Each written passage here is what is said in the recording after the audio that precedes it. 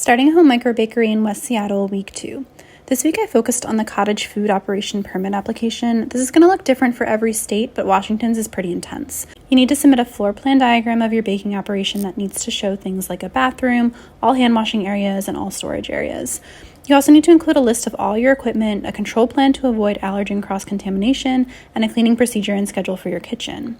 Additionally, if you have young kids or pets in your house, you need to include in the application your plan for controlling their access to the cottage food operation area during operating times.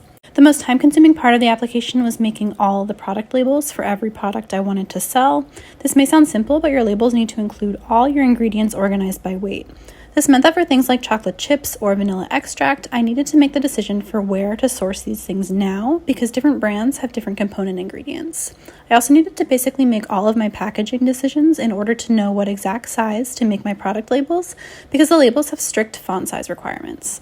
The permit is valid for 2 years, so I wanted to include every product I was interested in selling for the next 2 years. I want to start with a small regular menu, but I also think it'd be fun to sell seasonal items. I needed to include all of these products in my application now, though, because amending new products later would cost an extra $105. All in all, the permit application cost $355, which is my biggest expense so far, and takes an average of 8 weeks to be fully processed. So this is also going to be the biggest time sink in getting the business up and running.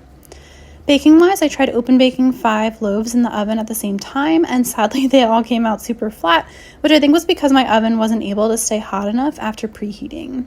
But this is my first time prepping 5 loaves in bulk, and I feel like everything went well up until baking, so I'm going to keep trying out new baking vessels and methods to see what works well. Follow along if you want to see this process in real time and learn more about starting a home bakery in Washington.